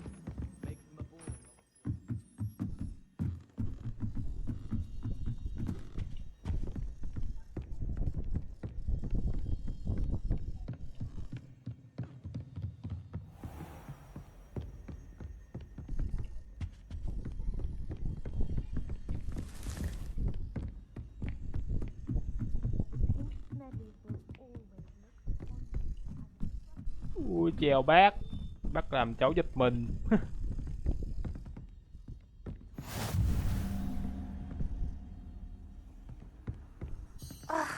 Why do we have to take astronomy? It's not even magic.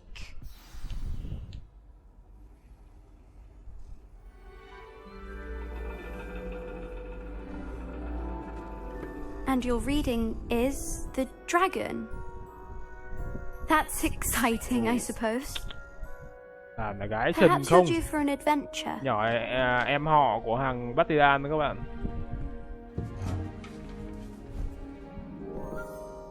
Ladies. Quý cô. Professor Shah. Astronomy is not Thiên văn học không phải là bói toán, bạn không tìm thấy những bí ẩn vũ trụ được đặt ra trên bàn tay. Chia tách chè của bạn. Alas, the heavens Đôi remain bầu trời hazy vẫn to the còn mơ hồ với starry-eyed. những người có đôi mắt Now, đầy if you were sao. to devote Bây giờ yourselves bạn to công hiến hết mình để persistent quan and sát bền bỉ và painstaking siêng observation, năng. you Bạn có just thể might catch thoáng a thấy. glimpse. With that in mind, please take your telescopes. Chỉ vui lòng mang Tonight theo we viễn will be vọng on của the bạn. Tối nay observation deck. ta sẽ ở đài quan sát. Lên đài quan sát ngắm sao à.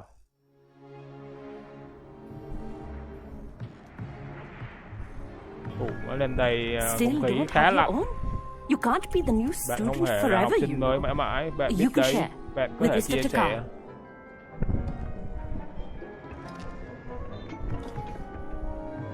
Here, I can Ở đây adjust tôi có that thể for điều you. chỉnh. bring it Không into không, focus đưa nó on vào trọng your tâm tự own. mình.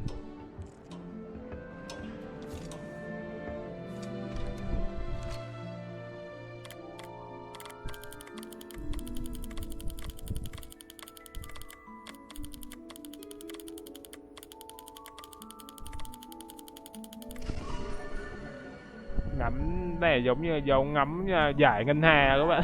Now I expect all of Bây giờ you tôi to mong put tất in cả your các bạn dành thời gian stargazing ngắm hours sao outside of ngoài lớp học, class. rõ chưa? Is that clear? Professor, Nhưng hứa giáo sư trời đang đóng băng. Mere cold didn't stop the great Vãi, hành liền stargazers lạnh. of the past. Yếu Look thế. only to the astronomy tables they erected throughout the highlands from which they Thật sự lên gazed đây nó quá millennia lạnh các bạn. ago Ai on the cũng run. very self-same stars above us. Thằng kia run. Is that clear?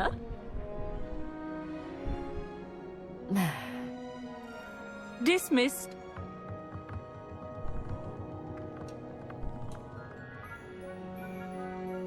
Hello. I don't believe we've met officially. I'm Amit. Amit. I'm something of an astronomy buff. Hello, Amit. Xin chào Amit, nice to meet you. vui được gặp Did bạn. I hear Tôi có nghe Professor giáo Shaw sư say nói that rằng you bạn không don't có have kính your viễn own vọng của telescope? riêng mình không? Tôi có một I cái dự have phòng a mà spare bạn có one thể you could mượn borrow trong for the thời rest gian of còn lại. term. That's very kind of you, Amit. Amit, bạn Are chắc you chắn sure bạn you sẽ won't không need cần it? nó. I'm certain. Tôi chắc chắn It's có my cái old mũ one. của I cái cũ của finally tôi. got my hands on the new Celestia Vãi, Contemplo. hành liền cho mình cái You've cũ heard of it, của I nó. assume? I mean, of course you have.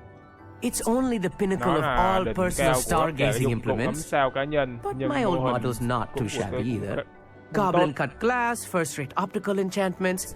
Hate to think such a fine instrument is just collecting dust. Well, Vâng, cảm ơn thank bạn. you, Amit.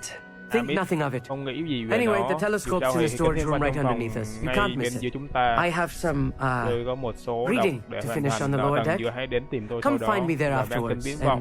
bring the telescope. Có chuyện này tôi There's muốn something nói I với want bạn. to talk to you about.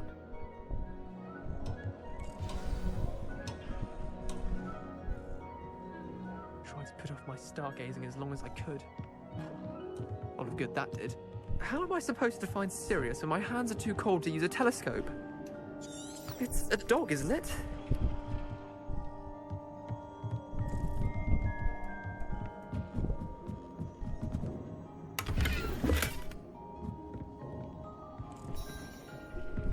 Từ mình xem có gì không.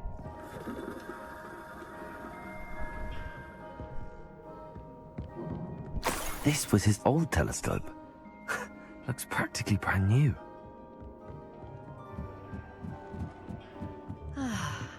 A pristine night for stargazing. Do not let it be missed.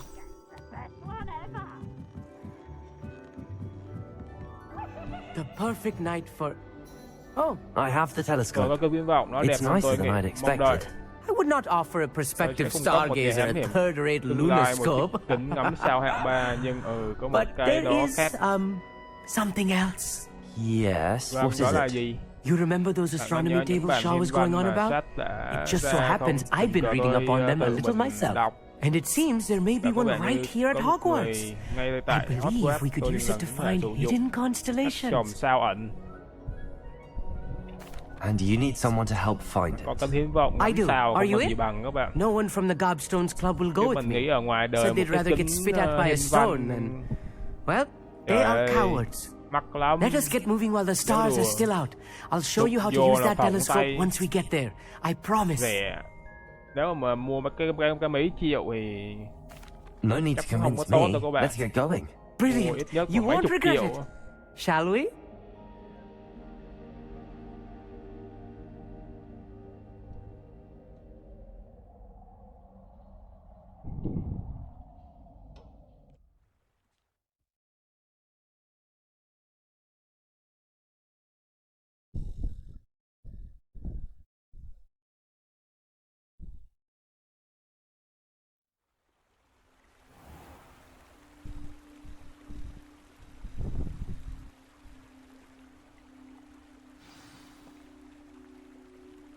The table is on a castle wall ahead. Look for a stone platform. Something that... We'll know it when we see it. Onwards we go, then.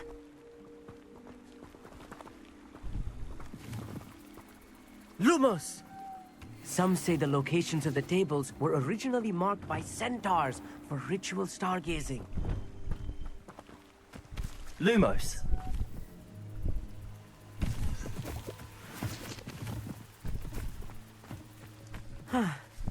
It is nice having a fellow stargazer to explore with.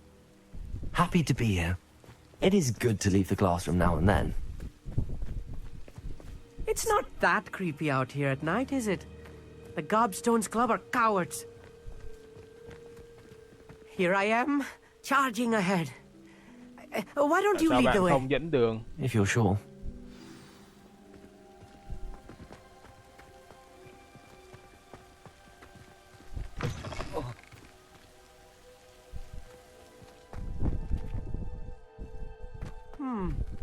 A little foreboding.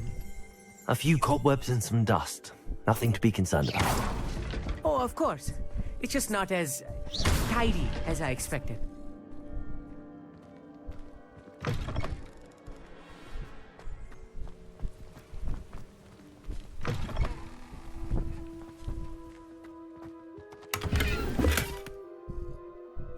Revelio. More cobwebs. You don't think any spiders might be lurking about? Oh no, not this close to school, I meet.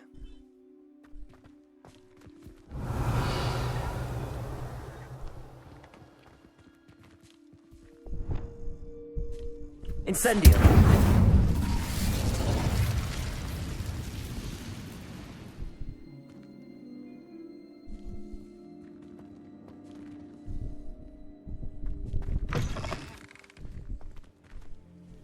Revelio.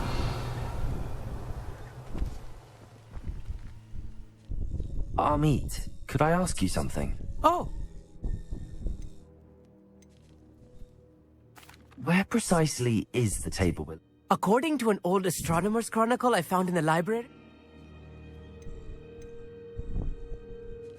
Actually, that's all I wanted to know. Oh, very well then.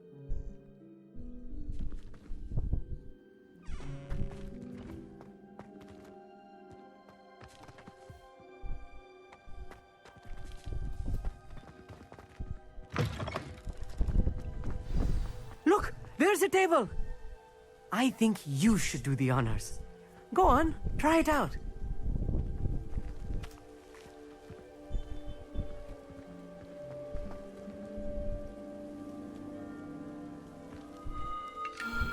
The constellation should appear near the center of your view.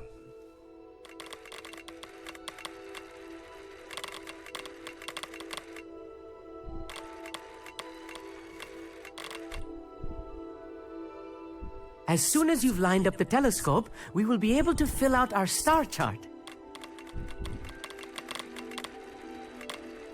Chơi game mà ngắm sao như thật.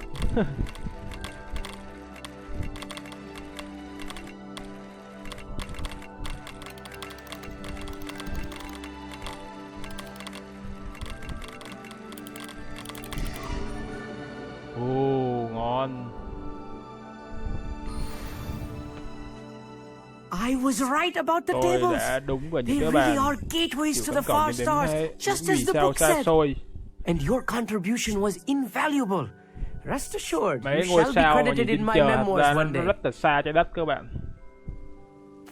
Thank you, Amit. I look forward to reading them. And I look forward to writing them.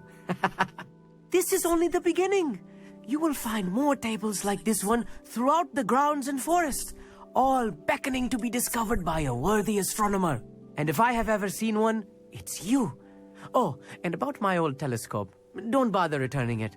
You should keep it. That's quite generous. Thank you. You are welcome. It has goblin-cut glass and a gobbledygook inscription. I'm practically fluent in gobbledygook, you know. It's all in the throat, really, gobbledygook, you know, and how you pronounce your R's. Anyway, glad our adventure was a success. I will see you soon. Tôi sẽ gặp bạn sớm thôi.